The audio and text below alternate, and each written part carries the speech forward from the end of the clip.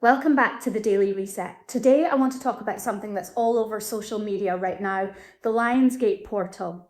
If you've opened Instagram or TikTok this week, you've probably seen people talking about 8-8, infinite abundance, manifestation, Jupiter, destiny, miracles, and writing down your dreams before the 8th of August. Some people believe it's one of the most energetically powerful days of the year, others think it's complete nonsense, and I think there's actually something really valuable sitting somewhere in the middle. Because whether or not you believe the universe is sending you signs, there is something incredibly powerful about stopping your life for a moment and asking yourself, what do I actually want? The symbolism matters. This year, people are calling it 888, the eighth day, the eighth month. And if you add together the digits in 2026, numerology enthusiasts reduce it to another 8. In numerology, 8 represents abundance, courage, strength, leadership, and infinity. Now, there's no scientific evidence that this particular date changes your destiny. Astronomically, the Lionsgate portal is associated with the star Sirius appearing near the sun during Leo season. But the modern manifestation rituals around it are largely spiritual traditions rather than established science. And I think that's okay. Not everything has to be scientifically proven to be meaningful. The question is, what do you do with it? What if manifestation isn't magic? I used to think manifestation meant sitting around waiting for the universe to deliver. Now I see it completely differently. Manifestation isn't wishing, it's designing, it's deciding, it's becoming. Psychologists have known for decades that our brains work towards the things we repeatedly focus on. When you clearly define what matters, your attention changes, your behavior changes, the opportunities you notice change, your confidence changes. You begin acting like the person who believes that future is possible. That isn't magic. That's human psychology. Stop worrying about how one of the quotes I saw this week really stood out. Stop worrying about how it will happen. Just know that it will. Now, I wouldn't go quite that far because things don't always work out exactly as we'd planned. Life has taught me that businesses fail, people leave, jobs disappear, plans change, but I do think there's wisdom in letting go of trying to control every single step. When we're obsessed with the how, we often stop moving altogether.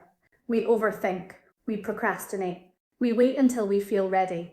Instead, ask yourself, what's the next right step?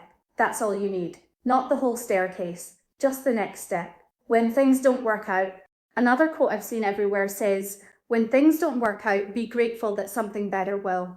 Now, I wouldn't say life always replaces disappointment with something better. Sometimes life is simply difficult. But I have noticed something. Looking back at my own life, some of the biggest disappointments became the turning points.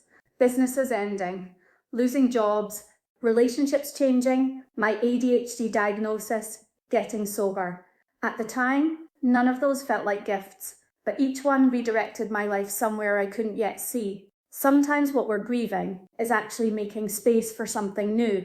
Here's what I do this 8. Forget the pressure. Forget the perfection. Forget whether the portal is real or not. Instead, give yourself one intentional hour. Write down 8 things you'd love your future life to include. Not just things you want to own. How do you want to feel? Who do you want to become? How do you want your relationships to feel? How healthy do you want to be? How much peace do you want? What work lights you up? What contribution do you want to make? Then ask yourself, what's the one belief that's stopping me? Maybe it's, I'm too old, I'm too late, I'm not good enough, I've missed my chance, I need permission. Write it down, question it, and then let it go. Not because it disappears overnight, but because you've stopped treating it like the truth. Write a letter from your future self. This might be my favorite exercise. Imagine it's August 2027, 1 year from today. You wake up, your life isn't perfect, but it's recognizably yours. You trusted yourself, you took the difficult conversations, you applied for the jobs, you started the business, you became healthier, you repaired the relationship, you made the phone call, you asked for help, you kept showing up. Now write yourself a letter. Thank today's version of you for not giving up. It's amazing how often our future self already knows exactly what our present self needs to hear, and then do one thing. Just one. Not 8. 1. Send the email, apply for the role, book the coach, go for the walk, open the document, start the conversation, Manifestation without action is simply imagination. Action is what changes lives. Final thoughts. Whether you believe in Lionsgate, or psychology, or faith, or coincidence, this much is true. Every meaningful life begins with someone deciding that tomorrow can look different from today. Maybe August 8th is just another day. Or maybe it's the day you finally decide to stop drifting, to stop waiting, to stop telling yourself that one day you'll begin, because your future isn't built by wishing. It's built by the choices you make after this podcast ends. So here's my invitation. Write down your 8 dreams. Release one thing that's keeping you stuck. Take one brave action. And trust that every small step you take today is building a life your future self will thank you for. Until next time, stay curious, stay intentional. And remember, you don't have to have your whole life figured out.